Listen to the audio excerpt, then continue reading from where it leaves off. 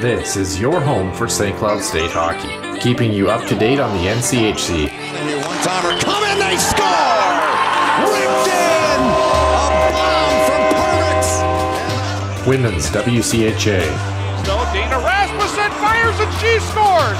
Dana Rasmussen for the Huskies alongside The National Hockey League. Kaprizov in for a chance to win it! He scores! Kirill, the thrill is for real! Welcome to the NHL, a game winner! And everything from the state of hockey. St. Cloud Cathedral is now 42.6 seconds away from wrapping up the school's first ever title. Welcome to the Huskies Warming House Podcast Den.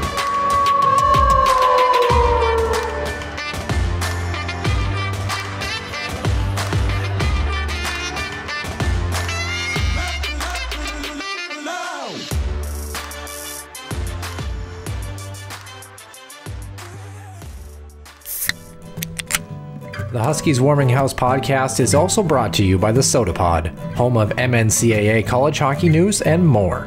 Stay wild and up to date with new episodes throughout every week. Find them on Apple Podcasts, YouTube, and other podcast platforms. And welcome into the Huskies Warming House podcast, episode 191 here in the den. Nick Maxon alongside Noah Grant for another episode, our last one before the holiday break, and likely the last one of the calendar year of 2023. Huskies teams both, of course, off this past week, and of course they will be off over the course of the Christmas break. The men's team will be back in action on the 29th and 31st against Bemidji State. Women's team has an exhibition game on the 6th against St. Thomas before both squads are back in action the following weekend, January 12th and 13th, respectively. My name is Noah Grant alongside Nick Maxon. And Nick, first of all, recording this on Monday, December 18th. Happy holidays. And hope all is going well in your world, obviously. Hopefully some new gifts as far as the maybe the broadcasting world or personal life, whatever you need, I guess. No. Yeah, no, on both fronts. But at the end of the day, hoping for a change in 2024. We'll just put it that way. As you know, in the broadcast world, it can be a tough go, especially when you're trying to climb up the ladder a little bit. So, but still very fortunate to have the gigs that I do have with the Norseman, St. Cloud Women's Hockey, and then we'll be calling a high school game actually tomorrow. So that's the end of the day, you're grateful what you have, but at the end of the day, it's, trying to break into some of those other roles is no easy task, but we'll see. Yeah, well, wishing you obviously the best of luck. Of course, we've got something a little bit different planned for the show today, of course. Like we mentioned, Huskies not playing and not really a whole lot to talk about in the college hockey world, although RPI upsetting Mankato, even by CCHA standards, is a bit of a stunner. Oh, well. Yeah, so kind of an interesting It actually fits perfectly with how that conference has been going. Just utter trash. It's just not good. Yeah, it's been a little bit As tough. you can see, I'm not mincing words today. It's been a little bit tough. Well, speaking of not mincing words, we're going to do something a little bit different. Like we mentioned, on the men's side, we're going to talk about the list of recruits that maybe are going to come in either in the next year or two or three, kind of depending on what their timeline is or if they're going to be Huskies at all. But from what we can see, at least from College Hockey News and the grouping that we have, obviously some really great sources, but that's the list we're going to run off of because, of course, it changes all the time, really, when it comes down to it. So we'll start off with that. And then second half, we're going to include both conferences, the WCHA and the NCHC, related to our St. Cloud teams, and kind of talk a little bit about essentially our preseason predictions. We do a little bit of our preseason predictions in terms of the standings, and then we'll do a mid-season one here right now. We're going to kind of open it up a little bit, talk about some different things, and see if we can kind of predict a little bit about the end of the year, and then revisit it in a couple months and see how wrong we honestly were. So without further ado, Center Ice View News and Notes, presented by HuskiesIllustrated.com and the Soda Pod. Center Ice View News and Notes. Center Ice View provides you with the best coverage of St. Cloud State Huskies hockey, from game notes, recaps, photos, and more. Go to CenterIceView.com.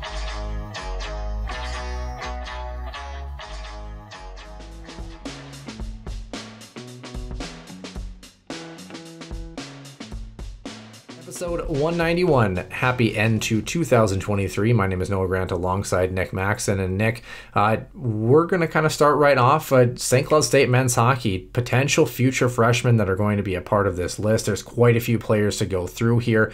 Of course, guys that are pegged, at least on the website for College Hockey News, as coming in 2024, and then, of course, others in 2025. But the timelines, as we know, can really change very, very quickly depending on, for a lot of these players. So I guess maybe to kind of start things out, this is our list here.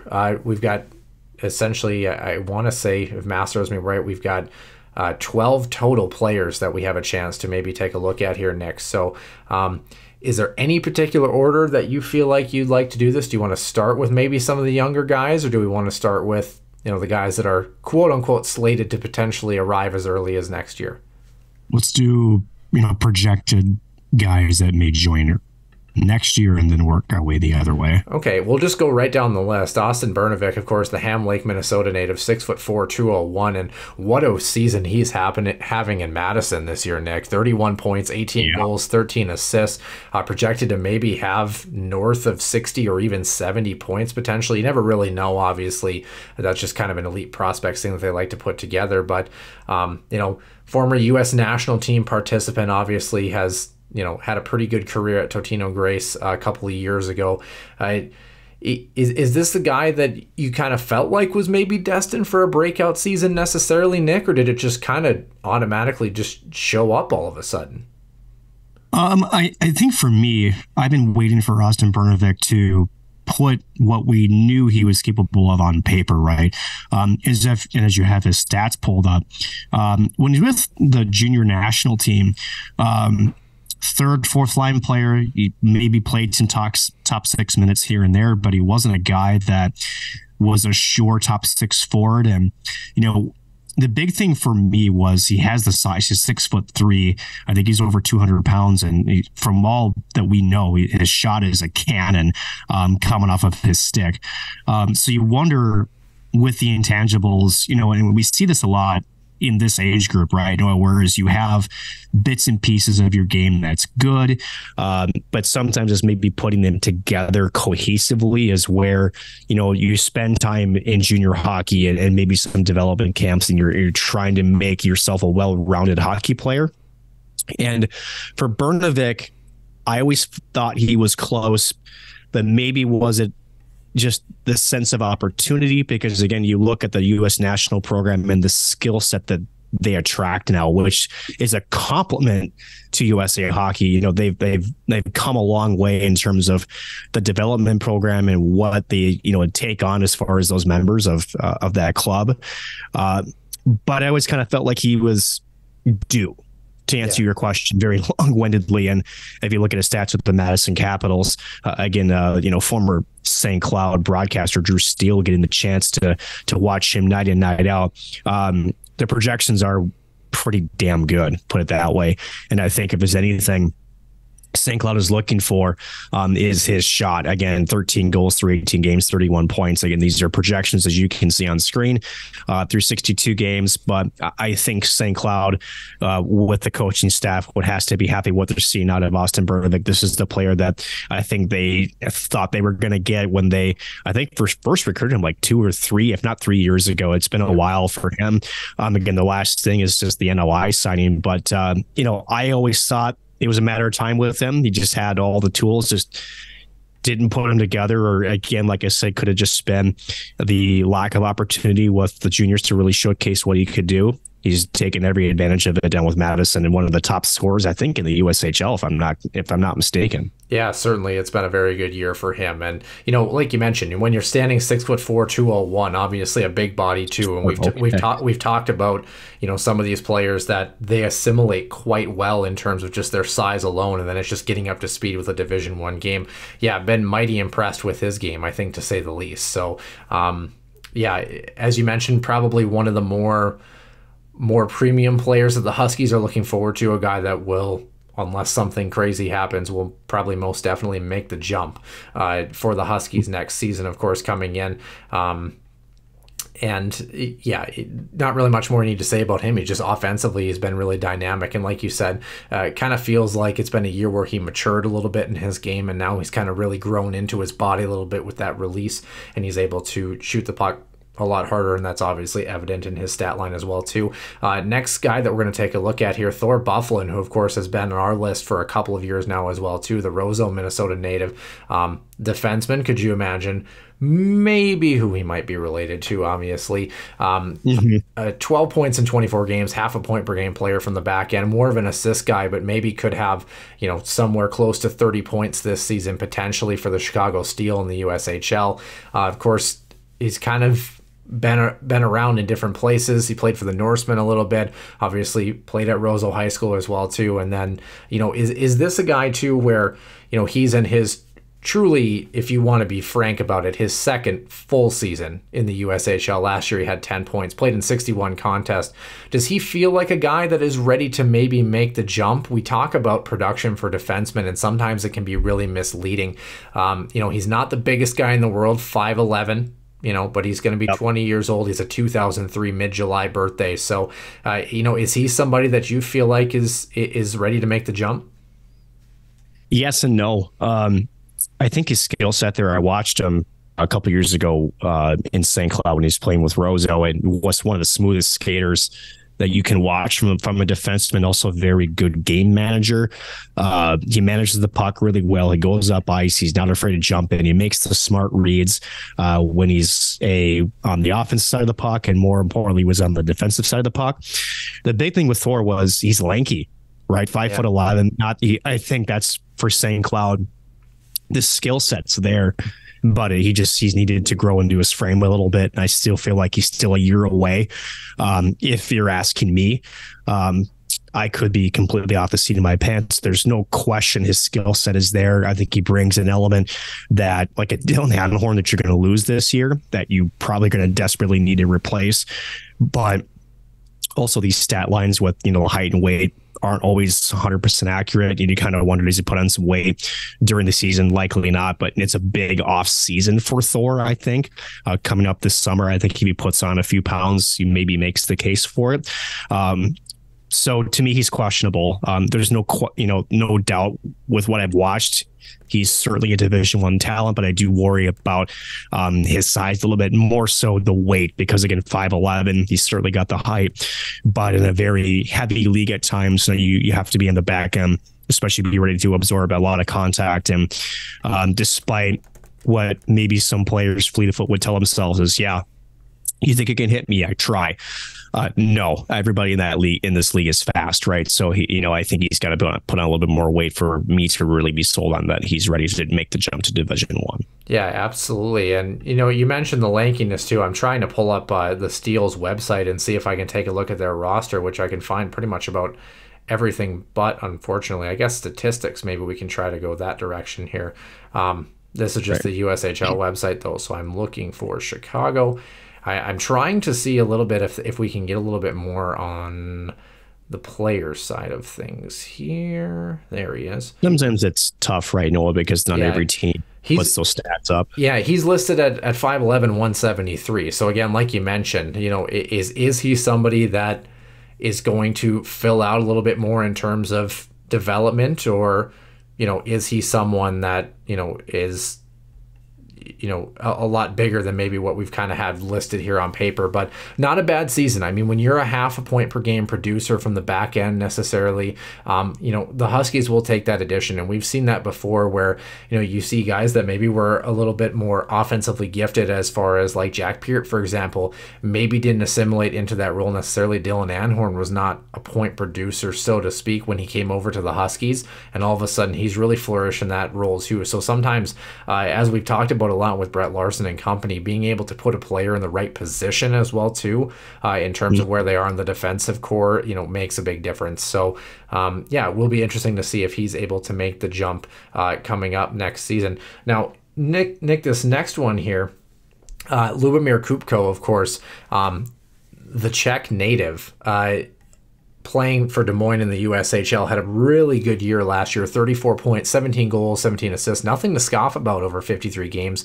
Potentially could tick north of 40 points this year. He's got 9 goals, 10 assists. His next point will be his 20th on the season. If he's able to get anywhere close to 20 goals, I would feel in the USHL. And someone who strikes me right away, as we've talked about, at 5'11", 183, also a March 2003 birth year for him. He is someone who I feel like very well-rounded in terms of what he brings to the table. Someone who you see a lot of the balance just reflected in the stat line alone, is that he's a player who can play on both sides of the puck and is also equally a goal scorer and puck distributor. And I feel like when you're trying to make a Division I lineup, that's kind of pretty much what you're looking for in all facets. And that's been the hallmark of Kupko's game, is how rounded he is, right? I think that's sort of the big hallmark of who Kupko is he's not the flashiest player. He can skate pretty well, but he's not a guy that's going to, walk a defenseman here and there. He's just a smart all-around player, very defensively responsible. And more so, when he gets into the forecheck, he can play a heavy style. Like, he win the board battles. And as you mentioned, he can, make smart plays with the puck. When he emerges it from the wall, and just as a good creator of offense, he uses a lot of his skill set to create space, and also his deception is pretty good. So at the end of the day, when you watch Kupko, he's a guy that, isn't going to, shall I say, be the Connor Bedard or a Connor McDavid. He's not going to wow you, but he does a lot of little things well. And I think that's what's, St. Cloud is looking for, is a guy that, as we talk about Bernadette, who has more of that shot, that is his big set. If you can get a guy that can go in and get the puck to him, that's where Kupko's going to come into play, is going to be that guy that goes in as the F1, wins a battle, and then finds a Bernadette who's going to be coming around on the, whether it's the weak side or in the slot, and he's going to be ripping the puck in. So, and more so defensively, right? We talked about earlier this season, St. Cloud struggles defensively. We can have a guy come in with that acumen of being a very responsible winger, and he's spent some time at center too, if I recall, with Des Moines as well, but primarily a winger. If you can have that defensive responsibility and knowledge of that game, that helps you to earn yourself a lineup spot in Brett Larson's roster any night of the week. Well, speaking of carving out a lineup spot, Nick, this next one, Gavin Thorson, he's a guy that we almost thought maybe would make the jump this year, right? Playing for Waterloo, of course, had 97 points the year before for Andover for finishing the season in the USHL. This year, over a point per game player, 28 points in 24 games, very much a puck distributor, 22 assists, only 6 goals this year, projected to have over 70 points and maybe close to 60 assists this year, Nick. Yeah, that's pretty good. Obviously 5'8", 179, only 19 years of age, so still has another year of eligibility should he want it, essentially in the USHL. I would imagine he probably might not need it. It's a tough one, right? Because the stats tell you, holy cow, this guy is a one heck of a puck distributor, right? And as much as we talk about Kupko, Gavin Thorson, when you talk about guys like Bear Haltz, who it's currently lineup that I think has been snake bit as of late in terms of his goal production. Sometimes, when you look at goal scorers and you ask, well, why aren't they scoring? Sometimes they're not getting the puck in the right spots, right? Sometimes they're just not getting the opportunity to grip it and rip it. Gavin Thorson, from what I've seen, electric skater. And again, you talk about a guy that can thread the needle, that can, use his body in ways that can make you think he's going one way, puts, passes tape to tape. He really is the prone setup man. The question with him is at 5'9", not the smallest guy. I mean, we've seen small guys be very successful with St. Cloud. Jack Ashawn, just to name a couple. Grant Ashawn is another guy that, you might think of as not the smallest guys, but, they play a role. Thorson's more of that, small water bug. We use that term with Zach Okabe quite a bit. And you kind of wonder if that's a bit of what we're going to get with this guy. Again, can still score, but his main prowess right now, as you see in the stats, again, 22 assists so far on this season. That's mighty impressive. Again, USHL, the top junior league in all North America. When you got 28 points through 24 games, you're an over a point per game player. And, most of those are assists. That tells you the kind of player that he is. Obviously, unselfish, and discipline in terms of, just trying to, get other people the puck in prime spots. And as you can see, it's working out for him. Yeah. And like you mentioned, maybe the next step is obviously maybe trying to find a little bit of that goal scoring touch, right? Just being able to kind of add that extra element to your game, as we've seen so far. A lot of these guys become, it's funny how it works where some guys who are puck distributors start to kind of even out their game a little bit, and other guys who are shooters kind of have to learn to reinvent their game and become a more 200-foot player. And for him, it's, if you have that 200-foot game already kind of, on the way, you're able to set up your teammates, you're able to be unselfish with the puck. Sometimes it's kind of an interesting yet great problem to have, to teach somebody, hey, like, when you have the puck here, like, don't be afraid to put a puck on net. And he's somebody that I feel like the Huskies are pretty keen on maybe giving a look next year. That's just my personal opinion, but like you said, time will kind of tell. And it's funny you say that, Noah, because he reminds me of a lot of what I kind of went through as a player, where, I wasn't the biggest kid. I definitely took pride on threading the needle in terms of passing the puck. And I just remember when I was practicing with Iowa State and their club team, and coach came over. He's like, "Why aren't you shooting puck?" In line rushes. I always would defer just because I knew that was my game. And I was like, well, I don't shoot very hard, and I don't have the greatest accuracy. And he's like, "Fuck that, you do. Like, shoot the puck, basically. Just rip it." He's like, "You don't have to pick corners." And I think for people that pass the puck, and maybe this is just me, but I think there is some things that coincide here, Noah, and that is when you don't have the confidence like a goal scorer would have, right? You feel like you have to make the perfect shot. You have to feel like you're picking a corner, or essentially get lucky. Maybe that's the right way to phrase it. What I learned is you can score just by throwing it through screens. Yeah. And, it doesn't have to be a perfect shot. Sometimes there's puck luck, and sometimes throwing a puck on net, it deflects. So you're getting an assist on a play. You're making chaos in front of the opposing net by just getting the puck through. So it was a mentality shift that I had to be perfect on the shot versus just let it go. You just never know. Like, maybe the goaltender is thinking you're going to pass or whatnot. So you actually have anything more of an advantage because he's like, this guy ain't going to shoot. Rip it. And you wonder if that's not the same thing for Gavin is. And I think the skill set certainly is there when he was playing with Andover, as you saw with the numbers.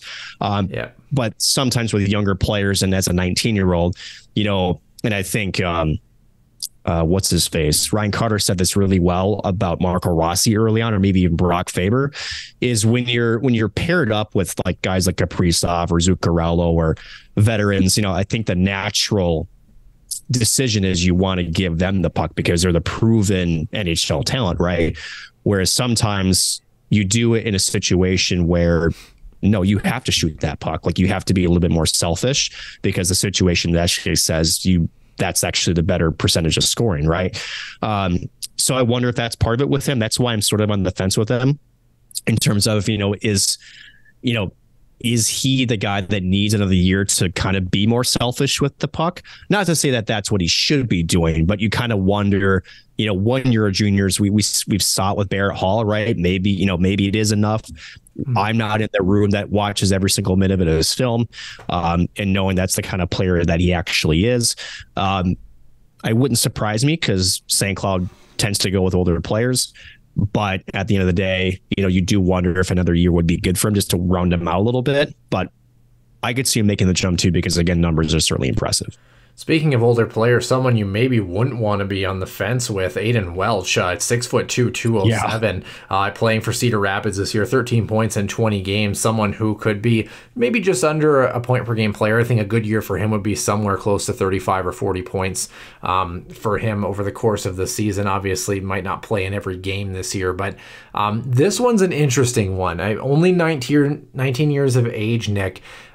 We've seen the Huskies as they're filling out their roster, kind of feel like, especially at the forward position, do they want to add an extra guy and maybe essentially almost redshirt him, maybe let him get a look, kind of see how it is? Aiden Welch is very much in that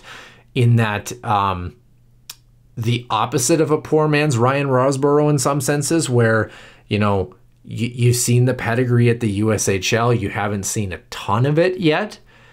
And it's kind of, is he worth a look at camp, or does he need another year of seasoning? It depends, right? Because it's weird when we talk about these players, right, Noel? Because, it all centers around what their role is going to be, right? When you look at this guy, and you see the stats on your screen, he's not a guy that would jump out to you as, okay, this guy is a goal scorer, he's a point producer. Again, 30 points in a season with White Bear Lake, nothing to scoff about. Those are good numbers, right? But at the end, when you get to the Division I level, when you get to juniors, that's where you really start to separate the guys that score, those guys that, are distributors, and those guys are maybe, and I want to use this as a term that's demeaning, but role players, like your third and fourth line guys that play a very important role. Again, I think you and I would remiss to, how much credit we gave the fourth line during the 2021 national title run and how important they are in terms of rolling four lines. I get the sense that this guy is probably more of a bottom six role player. Right. Again, the size is there. He's still putting up points, so he's still a scoring threat. And that's something that we talked about on that same fourth line. Will Hammer, wasn't it Molinar also? And then Jared Cockrell. Cockrell, thank you. Yeah. Was that they could turn around and force turnovers and make you pay for it too. But primarily they were shut down role. So you kind of wonder what the coaching staff has in mind for this player. So if he's got that point total, but he's doing and excelling at what you are looking to bring him in for, because again, not every player you're bringing in can be goal scorers. You won't be successful if that's all you bring in is the most talented players. That's just not how it works. You have to have guys that are good at different skill sets. And I do wonder if the coaching staff feels like he is ready with that specific role, or if he needs another year of seasoning.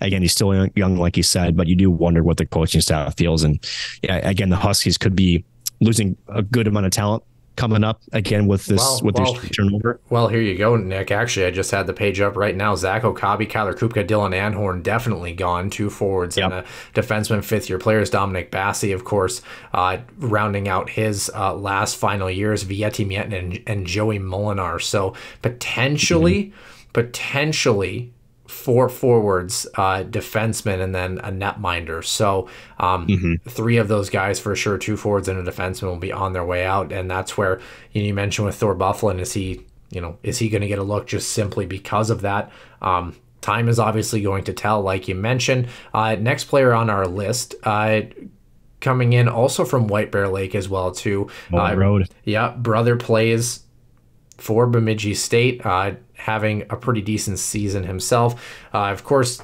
splitting time between White Bear and Tri-City. 13 points in 16 games, though, for Tri-City. 6 goals, 7 assists. That's not too shabby, Nick. Pretty good, yeah. For me, though, I mean, kind of when I look at this, only 18 years of age, 5'11", 165. Very much, I would be surprised.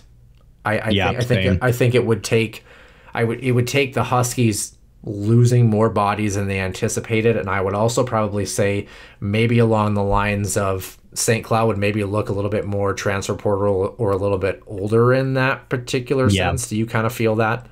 I do. Again, 18 years of age. Again, you said the stats.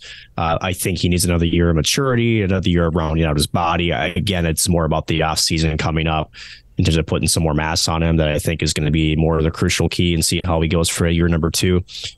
Again, and I don't know if we emphasize enough how important junior hockey is to these players, right? Because it's not always about skill development. It's about building up your frame too. It's about maturing into your body. And, so these extra couple of years, and granted, St. Cloud, let's be honest, they're not in Michigan. They're not in Minnesota. They're not going to get, the number one, or not the number one, I shouldn't say, but the, first round draft picks that, are essentially already complete players, and they come in the league, into the league. They're not going to have that. But what you can do is get these guys that have the raw talent, that maybe need to build up on their body, maybe need to refine some of the skill sets, maybe their hockey IQ a bit, and then essentially get to be, as I think Brett would say, late bloomers, right? Not to say that this kid is that, but you do get the sense at 18 and with some of the things that we see, natural talent obviously there, but probably needs another year to season himself and more his body than anything else. And that's kind of where we're encroaching on too with our next group. You know, Anthony Cardilli, 6'3", 190, also a player that kind of fits that mold. You look at his stats this season playing with Chicago as well, 7 points in 24 games, very much. And I don't think Chicago is the greatest team in the USHL this year either. But very much strikes me as someone who's got good size, probably just needs another year. Same grouping, Tanner Hendricks as well too. 6'3", 194, good size for a defenseman, only 17 years of age. He's a 2006, Nick. So very much, you know, he's only got 2 points in 24 games. Very hard to get a read on defensemen when it comes to point production. But size alone tells you that, you know, he's got the build. And he's not even 18 yet, right? Yeah. And if you're not even 18, you're playing in the USHL. Yeah, you're still doing pretty good. And I think a little bit more trial by fire, and you should see with, you know, where he comes from, right? So the Junior Rangers and Shattuck St. Mary's and a couple of AAA squads, Anaheim Junior Ducks, right? So, you know, I don't see one thing that's Minnesota high school hockey experience, right? Which is a big, you know, I don't think we talk about enough, Noah, how good Minnesota high school hockey does to prepare you for whether it's college as a true freshman at 18 or to get to juniors where you, again, continue to refine your game a little bit. So at this point, there's obviously the raw talent there. You don't get to play in that league if you're bad. Again, you and I both cover the Tier 2 league, the NAHL, as broadcasters, and I think we both would agree that although it's Tier 1, Tier 2, you wouldn't think there's much of a difference. There's a huge difference in the way the game is played between these two squads. So if he, even though 2 points is maybe, you know, not going to jump out at you, you do wonder his defensive game, right? How good is he on that? Does he skate well? He's got to be doing some things right, because again, you don't play with Lincoln if you don't have the talent or the IQ to do so. So and a tough season in Lincoln too. -14 in the season. Just, you know, it's kind of been a tough year for them. Speaking of Minnesota experience in Shattuck St. Mary's, Nick, why don't we go to Colin Ralph here and what he brings to the table? And this is kind of interesting. Of course, a couple years for Shattuck, 31 and 35 points respectively, already almost eclipsing his point total of 35 from last year in over half the games. That's pretty good. I mean, 6'4", 227 on the back end. This is a defenseman, Nick, 18-year-old, 2005 from Maple Grove. The only thing that really stops him, besides, you know, being able to get a look at the next level for Division I, is just simply the fact the Huskies are only set to really only lose one defenseman. So it's, do you feel more comfortable sticking with a guy like Thor Bufflin, who's been kind of on the radar for a while? He's getting ready to, you know, age out soon enough. Or, you know, do you maybe bring another guy into camp as well too that you feel might compete for a spot? Just based on the age alone, you know, and that sort of thing, you think maybe another year. But yeah, Nick, I mean, 227 pounds, that's a cement truck coming at you. That is a cement truck. And obviously, you know, again, at Shattuck's, you know, that's no slouch, you know, of a team, number one. But yeah, the point totals of the defenseman, that's pretty nasty. But I'm not sure I buy the argument about Thor Bufflin just because someone's on the radar. I mean, again, when you start talking to these young players, right, you're sometimes getting them at 17, because I know there's more restrictions now. I think you can start having conversations at 16, if I recall correctly, under the new recruiting guidelines. But, you know, you're watching a player and you're trying to project out 2 at the minimum, possibly 3 or if not 4 years of what this kid could be. Right. So it's tough, right? Because you have this idea of the projection of their development, and doesn't always go that way, right? Or in the case of St. Cloud, and yes, I'm going to open up a wound here. You have a guy that commits to you and decides, no, thank you, Leo Gruba. Yes, I'm talking about that, right? Yeah. So at the end of the day, you know, you wonder again what the coaching staff feels in this situation. And Dylan Anhorn is going to, you know, obviously be ineligible after this season. Is that the type of defenseman you want there? Is there a defenseman on the Husky roster that can replace that skill set? I don't know. Also think about Jack Peer, right? He's a second round pick of the Wild. Does he come back for his senior season? I would think he does, but does he sign pro contract, right? So there's all these things you have to sort of weigh. And unfortunately, as much as I know Brett has talked about it with us, both personally and also on the podcast, as much as he has this open door policy, as anything that we've shown, again, going back to the Leo Gruba comments, sometimes you just never know what transpires for a player, what they want to do, what they're expecting. So hard to say. I don't know if it simply comes down to radar. I think it comes down to a need and readiness, and hard to say what that's going to look like until we get to the summertime. Ask the Gophers. Logan Cooley didn't sign until August. So, you just never freaking know anymore. But, at the end of it, I don't know if it's really that clear cut of a chase, but he certainly is a defenseman. It looks like he is, destined to be quite the hockey player when he gets to be ready to play Division I hockey. Would agree. 3 more players left in the list here. Brock Sauch, by the way, playing for Sherwood Park, already ready to eclipse his total from last year. Had 35 points and 58 last year in the AJ. Now has 37 and 31. Not too shabby. Only 17 years of age, Nick. Still a couple of years away, but just somebody to kind of keep on the radar. St. Cloud obviously has him pegged. Not the biggest guy for being 17, of course. 5'9", 157, still waiting to fill out a little bit. He's a late October 2006, so it'll be a while. Nathan Brown. It will be. Nathan Brown on the other side of things, a forward who can play all positions, 6'0", 170, also 17, a February birthday of that year. Playing for Niverville in the MJ as well with the Nighthawks, 11 points in 26 games. Still kind of waiting for him to heat up a little bit, I think, but also on the Huskies list. And then our last guy here, Noah Ernest, by the way.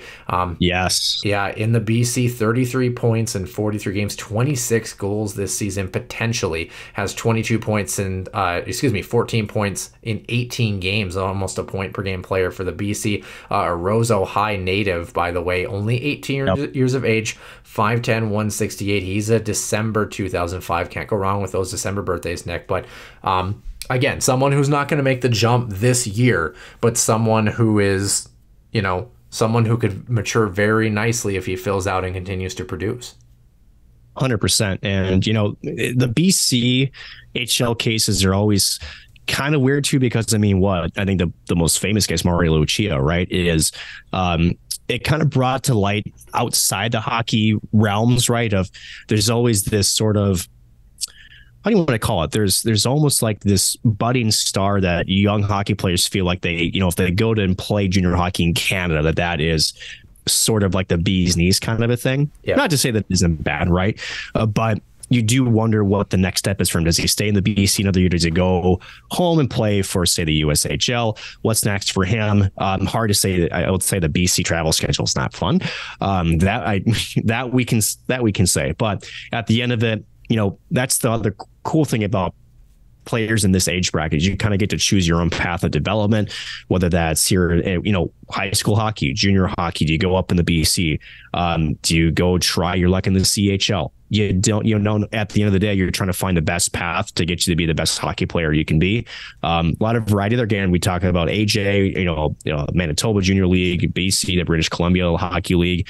So many different ways to get to the path to be a Division I hockey player. And I'm just glad that the Huskies, with what we see with, again, strictly right now, verbal commits, they have a nice variety, but a lot of skill coming their way as well. And again, if these all players develop the way that we hope, this Husky squad has, shall we say, been a top 10 competitive team for the past how many years under Brett Larson? Yeah, that pipeline would suggest that that's going to continue, which is a good sign. Yeah, would agree. I would say Austin Bernovic is probably maybe your only shoe-in right now. Gavin Thorson's on the radar. Thor Bufflin, depending on how he does this year. Kupko as well, too. Keep an eye on these players as they continue to develop for the Huskies. Speaking of our Huskies, Nick, why don't we move over to the second topic of today? We'll start in the WCHA and work our way to the NCHC. Our midseason predictions. Of course, we only did the preseason standings, and now at midseason, it's a good time to maybe kind of open things up a little bit now that we've seen a little bit from both of our Husky squads and see what we kind of know about this team. Or teams, should I say. We start on the women's side. the Huskies Warming House podcast, our preseason picks here, as you can see on screen. We had Ohio State potentially going to fill out that number 1 spot, Wisconsin followed by Minnesota, Duluth rounding out your home teams, St. Cloud, Mankato, St. Thomas, and Bemidji State respectively. Well, pretty close. Yeah, I mean, it's not far off. Currently, this is through 14 games. Ohio State, right where we expected them to be. They're probably going to run away with this conference unless something crazy happens or the Huskies continue to beat them a couple more times. Right. Minnesota a shade ahead. So Minnesota and Wisconsin flip-flop 33 and 31 points respectively for the Gophers in Wisconsin. That one could be neck and neck right down the stretch. I imagine 2 and 3 is going to be a 2-horse race right now. Yep. Not to say that Duluth and St. Cloud couldn't do some damage. Speaking of 2-horse races, St. Cloud and Minnesota vying for that last home playoff spot. 26 points for the Huskies, 23 for the Minnesota Duluth Bulldogs. I thought it was 25, but I guess it's 23 from what I can see. I thought it was 25 too. I thought it was too, but this is what I saw when I looked today. This could be wrong, not to say that the website doesn't have glitches, but this is pulled from the WCHA website earlier today on Monday the 18th. Mankato, we're probably going to be right on the money with that one. That Mavs team seems good enough to probably occupy that 6th spot. St. Thomas, Bemidji State still kind of fighting out. I think the Tommies have probably maybe earned a point or two more that they could have had that they don't. Bemidji State, right. Couple solid weekends to finish out the first half. That puts them at 6 points. So St. Thomas, Bemidji have flip-flopped from where we've had them. So all things considered, Nick, really, you've got 2 flip-flops at the 2 and 3 spot, a flip-flop at the 4 and 5 spot, and then 7 and 8, anybody's guess, right? So yep. I would say not too shabby, all things considered. No, and let's go back 2 years ago. This was a 4-horse race. It was a top 4 and a bottom 4 in the WCHA. Yeah. It's not that anymore. It's now a top 5, and that's exactly what St. Cloud was hoping to be. Yep. And right now, they're in a home ice spot. And as we watch this team transform, in front of our very eyes, Noah, going into this season, there was expectations of this squad, expectations of greatness. Again, was it 13 wins now overall on this season? And, me essentially calling almost every single home series so far. This team continues to impress me. Again, the game against the Gophers a couple weeks ago on that Tuesday, easily could have won that game. They probably shot themselves in the foot a bit, taking some late period, 3 penalties, and then that 5-minute major that sent them essentially shorthanded from almost the entirety of that 5-minute overtime. But yet they still hung on to get it to a shootout where, unfortunately, the Gophers just had more natural skill in that type of environment, but played a really solid game. And so it's not like what we talked about in the years past, whereas, this team just finds a way to survive, and maybe the team they're playing against is kind of having an off night. So it's kind of a perfect mix of good versus bad. No, this Husky team is good. It's good. They've taken wins from Ohio State. They've taken wins from other good squads. They broke basically a 12 straight losing streak against Minnesota Duluth and did it in pretty convincing fashion, 5-1, which was their last game they played before the holiday break.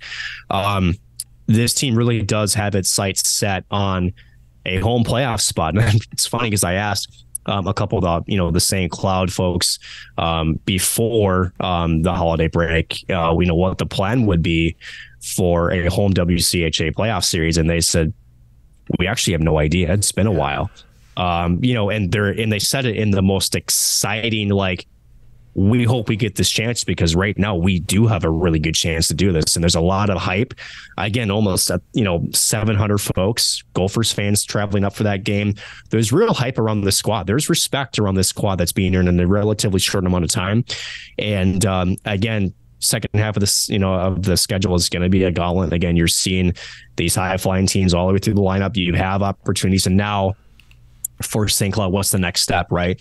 You have to not have a sort of a toe pick against those bottom 3. You have to be able to handle your business there. And then you do have to, get away with some wins against these other squads. It's not out of the reach for 2 or 3 for St. Cloud if they can steal a weekend. For sure, a 1 game against that you have to split. But you can't count them out either. They played games where I've watched them and go, this team, if they can consistently play like this up to this standard, they're easily a top 4 team in the WCHA. Well, they're that close. Let's get into our questions here. We've got 8 for the men, 8 for the women. Some of them have some crossover, so you might see similar questions, but a couple of variances here and there. Women's hockey. First question on the docket, Nick. Will St. Cloud have a home ice spot at the end of the year, or will Duluth find a way to get back in the mix? Let's go bold. Yes, they're going to have one. I do. I think so too. I really do. You know, I'm going to get your thoughts on this too, but I think because they played Duluth towards the end of the season, I believe they're the other, weekend matchup. It'll be up in Duluth, but to me, that's going to decide it. I really do. I think it's going to be that head-to-head matchup between these two squads. Funny, you talked about crossover. Doesn't that have to be usually on the men's side too? These two teams battling up for a home ice spot. Again, I just think this team has what it takes. Again, they're at number 8 in the national poll. And I think you're going to see this team secure a home ice spot for the WCHA for the best of 3. I'm going to go one further. I think they make the semis this year. Well, we'll get to that. We'll get to that as well, too. Don't get too excited here, Nick. We got lots of questions here. Try not. Jeez. Number 2 on the women's side here. Who will lead St. Cloud in assists at the end of the season? Not goals. Assists. CC Bowlby. Or Katie Kaufman. If I'm just going off the top of my head, just watching their game, the way that they throw the puck around, or Clara Himlarova. I mean, it sounds like both Grace Wolf and Reagan Bolger. Reagan, I don't believe, has dressed a single game this year, are both out for the remainder of the year. That's not official, but it seems that the conversation is leaning towards them both missing the rest of the year. And, how fortunate is St. Cloud where Himlarova grew up playing defense? Yeah, actually, in her younger years, and then just had the skill set where she's able to move to a forward position. Obviously is given St. Cloud a lot of good offense over her years, but then to actually be able to move her back, I think she's played excellent. So to me, it's one of those 3. It's either Katie Kaufman, Clara Himlarova, or CC Bowlby. For me, it's Katie Kaufman. I mean, she just head and shoulders above the rest. Like you mentioned, that defensive position could open a lot of things up. But as you see right now, she's the statistical leader for me. I just think it's going to be pretty cut and dry, all things considered. But we'll have to take a look as we move into, of course, the latter half of the season. Our next question for the women's hockey program. Will both of St. Cloud's netminders be in the top 10 in the NCAA in both GAA and save percentage among eligible netminders? I said a minimum of 8 games. I thought that was fair. This is a question? This is a question. Okay. It's interesting because it doesn't take much for you to fall out of that realm, unfortunately. I get it. That's kind of the thing that, I think the Huskies will for sure have one.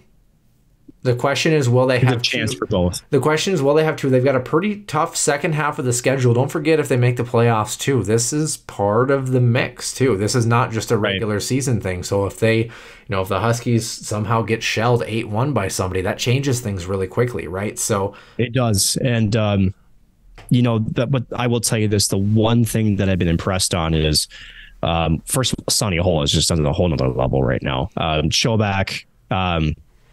I still think is better than people think she is. Yeah, I tend to think. I know Sandy gets all the press, but she's still a very solid goaltender. The other thing is when you look back at some of their scores at some of these, top 4 schools, if you want to call it the traditional top 4 schools. Again, Gophers 1-1 in both games, 2-1 the other game, and one the goaltender wasn't even in the net for it. There's some blips here and there, but these goaltenders are human. They can't stop everything. I think there is a chance that they both could do it. Now, like you mentioned, it's not going to be any easy draw. And again, when you talk about some of the other conferences that are out there in the, shall we say, level of competition isn't quite nearly as deep as we have here in the WCHA. That might be the only reason that both of them don't get in, but I do think there's a solid chance they both get in. 4th question here. We'll throw the graphic up again on screen here. Who will be in the WCHA Final Four? Who's going to make it to that final grouping at Ritter Arena? Well, let's just go right down the list. I said it before. Huskies are making the semis. Yeah, and you're taking the top 3 with it. No, I'm going Ohio State. I'm going the Gophers. I'm going St. Cloud and I'm going with an upset. I'm going Duluth over Wisconsin. So that would mean that Wisconsin would have to fall to 4, correct? 4 or 3. One of the two. Well, they'd have to fall to 4. Oh, that's true. Yeah, that's the only thing is it's yeah. very Yeah. likely that the Huskies get Duluth, which will be an interesting matchup nonetheless. Any of those 5 teams could make it. My heart says the Huskies. It definitely does. I wouldn't count that Duluth team out by any means. You can't. But for the sake of argument, I'm going to say the Huskies do make it. They punch their ticket to the semifinals. Now, along those lines, Nick, along with those top 3 teams, who's going to win the whole thing? Oof. It's really hard not to pick Ohio State. It really isn't. But at the same, here's the thing, though. As much talent as they have, when we watch St. Cloud kind of hold them off the board a little bit, I think there is some susceptibility of them being dry in offense here and there. Pretty good team. They are a very good team. That's the problem. And, they can score at will for the most part. Hard not to go with the Buckeyes. The Gophers are good, but they're still not the same team. They don't scare me as much as they used to. To me, it has to be Ohio State. For me, I'm going to go against the grain here. I'm going to go Wisconsin. It's been really hard to count out the Badgers in the past couple of years. They just kind of get hot at the right time. I think both of those teams are probably going to be in the mix in that top grouping there, but I think Wisconsin gets it done. They do it in overtime. Why don't we throw that out for a little bit of fun as well? You love the overtime picks. You just love the chaos. I sure do. Speaking of victories in any capacity, how many wins will St. Cloud have this season? We're talking non-conference and conference play combined. So overall records. So right now, I think they're 13-7-1. They are currently, we'll put it back on your screen, 13-6-1 this season. Close. Okay. I think they eclipse 20. I'm going to go with 21. Okay. I'm going to say the Huskies get 20 on the nose this season. They do hit that mark for the first time in franchise history, but I don't know if they get quite to 21. 2 more questions on the women's side here. Question number 7.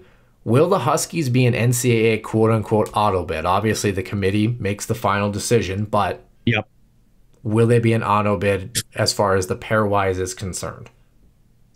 So here's the good and the bad about being the WCHA. When you beat these opponents like Ohio State, when you take points away from Wisconsin or Minnesota, that helps your case quite a bit because guess what? Huskies are 8? Yep. Right now? That means that the other 3 are also up there as well, right? So as you mentioned, second half is important for them. But if they continue to do what they did in the first half, they're in. Yeah. Well, to me, they're in a bid. A lot of things to look forward to. Of course, men's and women's side here, like you mentioned, the Huskies sitting at that particular spot around 7 and 8 on the women's side. A lot of coaches' polls have them kind of around that same particular picture as well too. Some very good teams out east though. Colgate, Clarkson, both teams that you might want to kind of keep an eye on if you're. Is it Mercyhurst in that mix too? Well, I don't know. Let me take a look here. I think it's just. Colgate is a top. Coaches poll has Colgate and Clarkson, Cornell, Quinnipiac all in that mix. St. Lawrence, UConn kind of rounding out that grouping. I'm thinking of St. Lawrence. Yeah, St. Lawrence and Quinnipiac kind of around with the Huskies. Huskies are actually in 7 according to the pairwise right now. They moved up spot right behind Duluth actually. So pairwise comparison moves us into our final topic here on the women's side. Who wins the national championship? Oh boy, you put me on the spot. That's a tough one. That's a tough one. It is, and that's a good thing actually. That tells you that the game is growing. It's not just pick somebody from the WCHA because I'll do it. And just knowing how the NCAA loves to put all the the same conferences and all the same regional, that doesn't help you. No, I'm kidding. It's not the same on the women's side. I'll say that much. If you're curious, by the way, your best winning percentage this season among a team, Ohio State is in second at just under 89%. Clarkson is 18-0-2. They've not lost a game in regulation, a 95% winning percentage. Colgate in 3, Quinnipiac in 4, Minnesota, Wisconsin 5 and 6, Cornell rounding out that group respectively. A lot of these Eastern teams that are dominant have the benefit of being very dominant. And the question is, how will they perform at tournament time? I don't trust them. I guess, do you think it's going to be a WCHA team? Yeah, I do. Because, we've talked about this before, Noah, and that is, the one thing that when you're dominant in the East Coast, your competition isn't solid. I hate to say it just isn't as solid. I'm not saying it's terrible, but the WCHA is a gauntlet, much like the NCHC is. Where you're that game between the Huskies and the Gophers, I keep going back to it, was a playoff freaking hockey game. That was one of the best college women's hockey games I've ever seen in person. I mean, all honest to God, it was a great hockey game. It was physical. Both teams, taking shots back and forth. The offensive creativity was there. Defensive plays, the goaltending was excellent. I just don't know if a team, and maybe it goes to this, maybe this is where I'm trying to go with this, Noah, is when a team doesn't have that kind of have to fight through adversity in the regular season, it definitely normally doesn't bode well in the playoffs. It just never translates. And so you do wonder about a team like Clarkson. I'm not saying they're a bad team. Obviously they're good, but you do wonder if they haven't had to, shall we take that extra gear, or they haven't had to really fight for some of these wins. You do wonder how, when they do face some adversity, when it's a, win or die type situation, how they can respond to that. At least in my young 37 years of age, that it's never bode well for any team in any sport, which is, you run the table, Tampa Bay Lightning, 62 wins in the regular season, then you completely lay an egg in the playoffs. So to me, it's not that I'm not sold on them, but I'm not as confident as maybe their record would suggest. For me, I think Ohio State gets bounced in the WCHA final. They get vindication for last year, and they find a way. Ohio State gets the job done, getting back to the national championship game for the second time in as many years. On the men's side, our pre-polls had Denver atop St. Cloud State, Omaha in 3, Western Michigan in 4, North Dakota at 5, Colorado College at 6, Minnesota Duluth at 7, and Miami of Ohio kind of pulling up the rear. And, well, standings through 8 games for each team respectively. The Huskies are atop the grouping with 22 points in the season, 7-0-1, the only team to not be beaten in regulation, and in overtime for that matter, just a shootout loss for the Huskies. North Dakota well above number 5 at 2 with 18 points. Western Michigan about maybe where we expected them at 3 right now, 1 spot higher. Denver all the way down in 4th place right now. Very curious to see if they can turn things around. Colorado College inching. I think they will. Swinging above their weight class with a great weekend against North Dakota. They're at 5 right now. Minnesota Duluth 1 ahead of where we had them right now, technically tied by proxy with 9 points at 6. Omaha kind of circling the wagons a little bit here, trying to kind of get the gears flowing. They're at 7 with 9 points as well. And Miami, unfortunately, to the surprise of no one again this season, they are struggling mightily with only 1 point in conference play, Nick. So on the men's hockey side, 8 questions as per usual. First question on the men's side here. Who will lead the Huskies in scoring at the end of the year, Nick? This is kind of an interesting question. For those who are curious, if you guys want a quick little look here. It's going to be VT. On the men's side here, it's a very close race. Vieti Mietin with 14 points in the season. Kyler Kupka, Dylan Anhorn with 13. Adam Ingram has 12 this season. Needed it. Yep. Any of these guys you feel like are going to kind of run away with things a little bit here? VD to me just is playing on a different level this year. The goal scoring is back to when we saw him as a freshman. Just the puck is literally exploding off of his stick. He's using traffic in front. He's placing his shots really well. And just to me, he's also, instead of going away from shallow to the bodies, he's actually going into it. Right. That's just part of the game that is always kind of, I don't want to say bugged us about him, but was a little bit like, okay, if he gets time and space, he's lethal. But the minute you close in on him, he's sort of, his percentage goes down in terms of if he's going to do something special with it. This year seems different. I think he's embracing the lack of time and space. I think he's moving into traffic as opposed to trying to get away from it. He's smart with what his decisions are. And again, like I said, his shot is back to what we saw when he first entered the league. And 10 goals. Nothing to be shy about on that. Yeah, not a bad pick. You talk about shooting percentage. Kyler Kupka, 22.6 shooting percentage. He's not my pick for that specific reason. That just regresses towards the mean at some point, right? Obviously a great year for him in his graduate season. Nick, I don't know if this is off the board or not. I'm going Dylan Anhorn this season. He's been an assist machine. He's a special teams guy. Unfortunately, he'll probably be setting up via Team Yet, and if that assist column is to be believed. But I have really high hopes. I feel like a little bit of vindication for getting hurt last year. I think Dylan Anhorn, for the first time in a hot minute, the Huskies have a defenseman that leads the charge all the way through to the end of the regular season and beyond, for that matter. Second question here on the men's side here. Will Denver finish with a home ice spot in the NCHC? I do. I think they definitely are showing some of, when we talked about in the preseason, they have a very large freshman class coming in this year.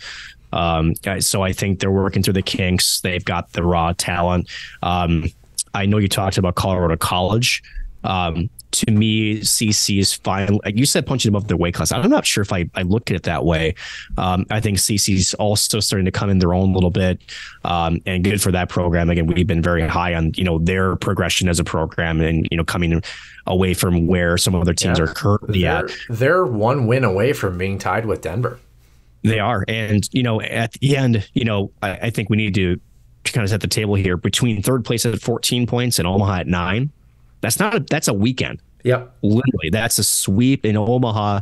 Say if Omaha plays Western Michigan and say everybody else has a bye week, 6 points, they jump from 7 to 3rd. So, I mean, at the end of the day, and we sort of saw this coming a bit, Noah, is that, I think we said 3 through 6 or maybe 3 through 7. I can't remember what we said, but it said could be pretty close this year. Yep. Set up to be exactly that case. Yeah, certainly is. Next question here on the men's hockey side. And honestly, for me, it's going to take a good push from the Tigers. I think if you had another team a la the Tigers, Omaha, or Duluth that you felt strongly about right now at this particular point, and you said it's just going to take them a hot second, I would confidently say that Denver may not be higher than a 5 spot. But just because it's anybody's guess between those 4 teams as to who's going to really kind of sort it out, I think Denver just sneaks in. I think they're going to be in that 4 spot, though, Nick. It's going to be interesting. I think they'll get home ice, but just barely. Next question here on the men's hockey side. Who will win the NCHC Frozen Face-Off, Nick? North Dakota. North Dakota. It's not a bad pick. I'm just trying to make sure I don't vomit real quick. No, but I mean, seriously, I think we both of us, honestly, I think we underestimated how quickly 7 defensemen brand new to a system would translate. I think we both felt confident with, Ludwig Pearson making the jump from Miami to North Dakota. That would be a little bit better in terms of being solid on the defensive front. I know Brad Berry, talking with him with the Frozen Faceoff, you could tell he took it personally with the way that team performed as a unit defensively last year. You can certainly see that they made it a point of emphasis this year. We knew the scoring punch was going to be there. Again, Jackson Blake is an absolute freaking stud. Yep.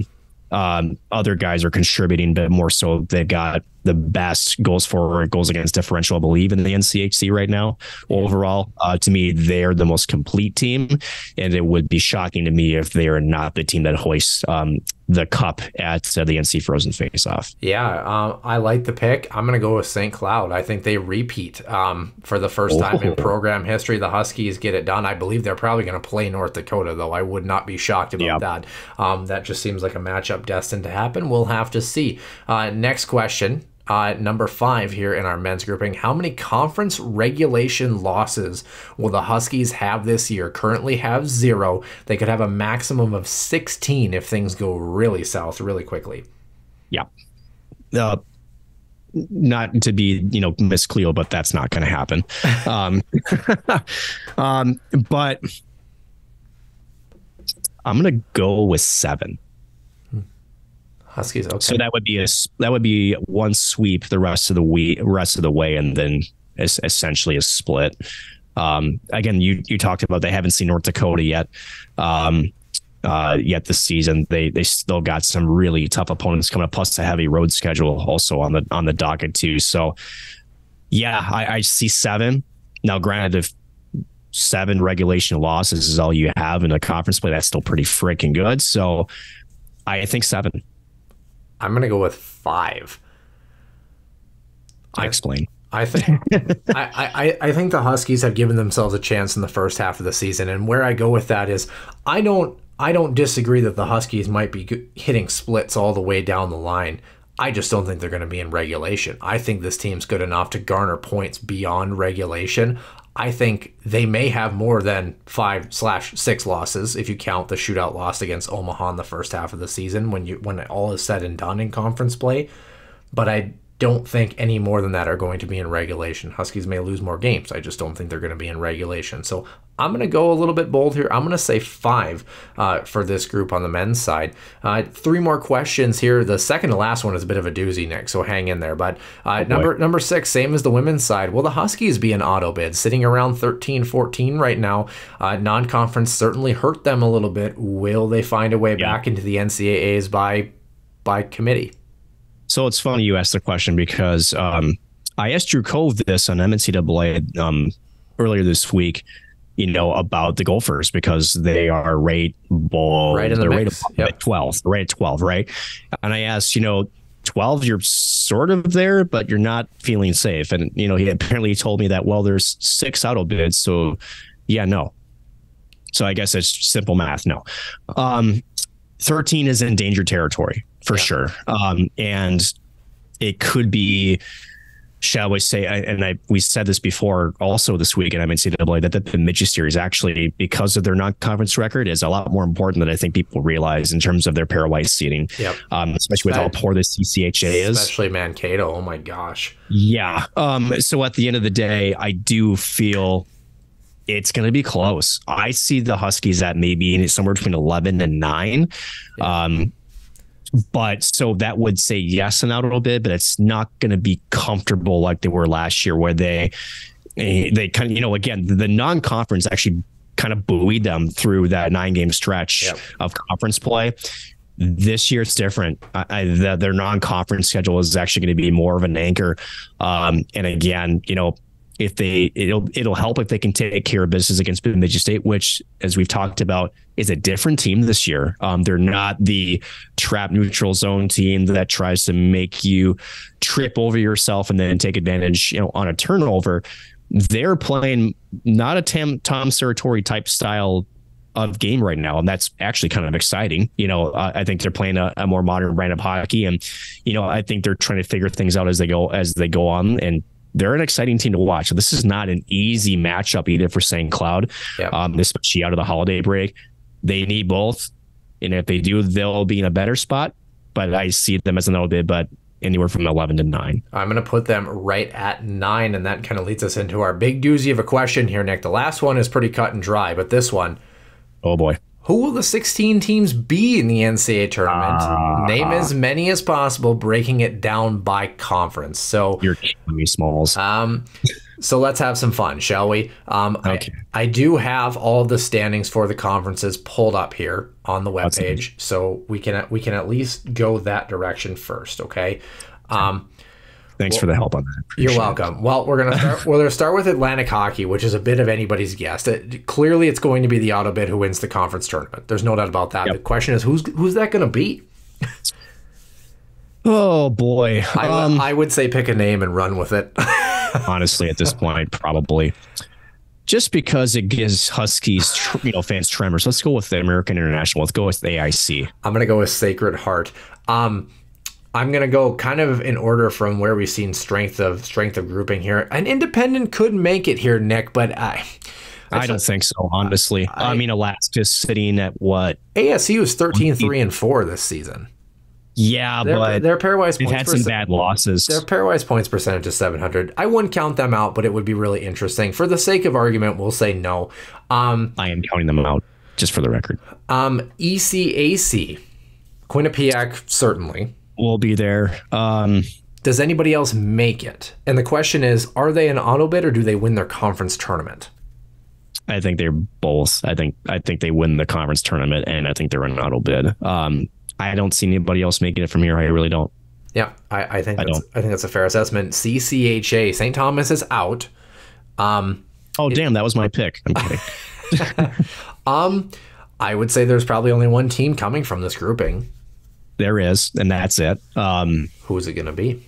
I think it's the Beavers, honestly. I really do. And Michigan Tech they piss me off because it's like they show us what we think they're capable of. Right. But they completely like bury themselves either the next game or the next weekend. They're just, I mean, Bemidji State is also, the epitome of the definition of inconsistency. But to me, Bemidji State with Matthias Scholl in that, and with some of the guys up front, Leighton Road, and a couple of other guys that their names are drawing my brain away from any sort of remembrance. But to me, they're the better lock from the CCHI. I think it's Bemidji State. Yeah, it's kind of interesting. And this is where I talked about the independent grouping. So we've got 3 groups left, obviously. Hockey East, Big Ten, and the NCHC. NCHC might be buoyed by the fact that the CCHA and ECAC are struggling right now.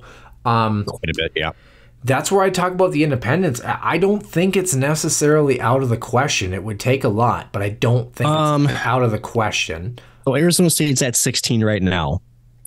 And the problem with that is, as an independent, as we saw with Alaska, you almost have to be at 10 to be safe. Yep. You almost have to be at 10. You can't be any lower than that because of the auto bids. And then again, if you have some chaos with the conference tournaments and the conference championship winners, that takes away some spots too. So for me, I just don't see an independent. I just don't.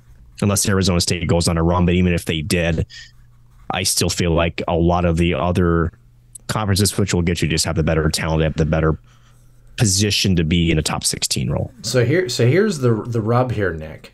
Hockey East, let's say they pull 4 teams. Okay. Let's say Big Ten pulls 4, NCHC pulls 4 teams. Yep. We have 1 spot remaining on top of that. Hockey East wise, BU and BC. Yep. Maine, for sure. Maine probably. UMass as well too. Their non-conference schedule has been really good. They don't have a lot of play in terms of conference play, so that might not help them. But UMass, I think, it might be the other team. As much as Providence and New Hampshire have been okay, I think UMass's non-conference schedule certainly helps them. But 4 teams, I would say. Big Ten wise, Michigan State is having a whale of a year this year. Yep, they're in. They're a good team. Wisconsin is good enough. Yep. Minnesota is going to be good enough. Yeah, but that's where it stops. Yeah. So the Big Ten could take 3. And this is where, like I said, this is where things get interesting. All of a sudden here, if you're talking NCHC, we had this argument. NCHC will probably pull 2 teams, maybe 3. North Dakota for sure. Yep. St. Cloud, if they have an okay second half. Should be fine. Western Michigan is 11-4 in the season. Denver might be buoyed by their by their non-conference. So let for sake of argument, let's say the NCHC does still pull 4. The top 4 teams get in. Denver's in. That leaves us 2 spots where... Does Arizona State sneak in as an independent? Does Hockey East pull an extra team? In the ECAC, is there another... I think it's Hockey East, honestly, that pulls an extra squad. But we've got 2 spots here. Providence is in the mix. We still have 1 more spot left to fill. We've only picked 3 from the Big Ten. And Michigan, I know it's because we haven't mentioned them. Probably, I mean, it could easily be Michigan, but the problem is they're at 16 in the pairwise, or they're really close. They're right around the Huskies. Notre Dame. They're 15. They're 15. Notre Dame's been exactly 500 all season. And they're 20th in the pairwise. Just an interesting question. I don't know that we can really necessarily recap this one very easily at the end of the year, but I thought it was interesting enough to talk about. Really, who is good enough? The parity in college hockey is so evident that everybody looks a little weak is probably the easiest way to say that. I I think it's going to be interesting. That's how I'll frame that, you know? Well, I'll reframe it for you. There's no teams / I mean, you could argue a conferences here or there, but there's really no team that has really planted its flag into the proverbial sand and said, we are a top 5 team in the NCAA.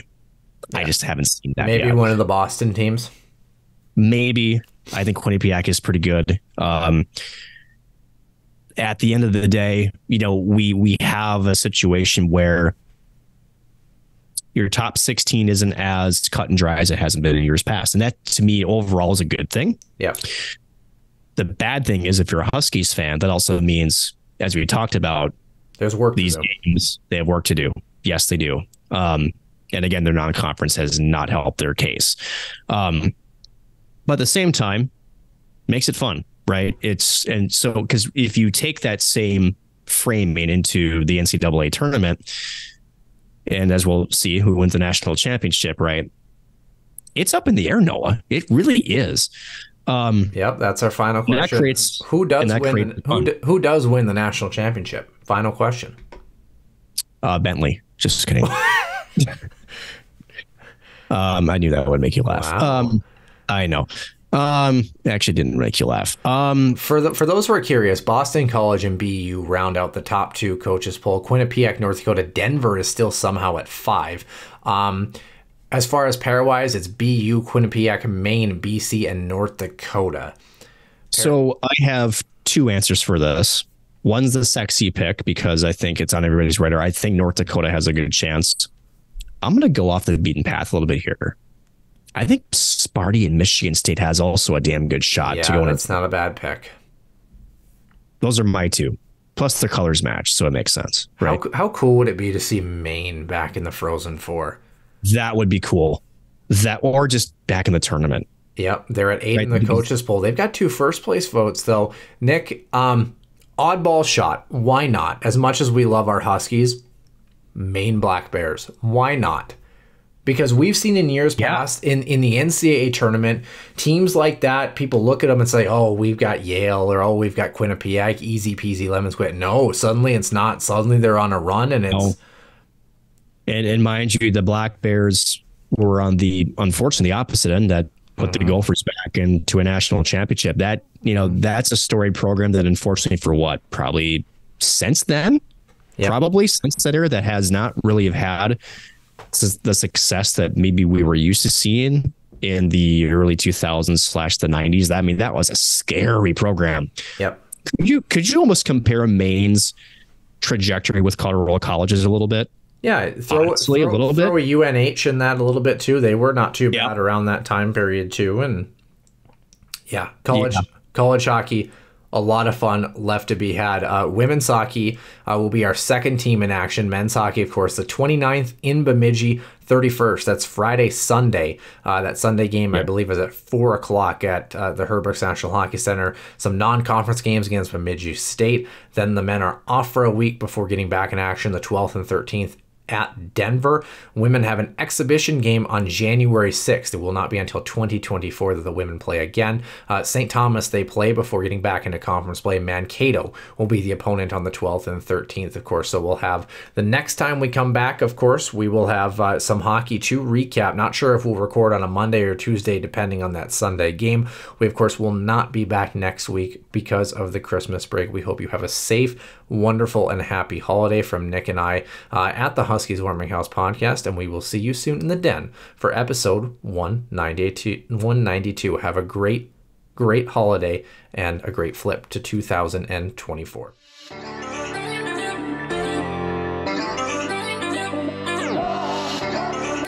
One-timer coming, they score! Ripped in! A bomb from Pervix! So Dana Rasmussen fires and she scores! Dana Rasmussen for the Huskies Dwayne Kaprizov in for a chance to win it! He scores! Kirill the Thrill is for real! Welcome to the NHL, a game winner!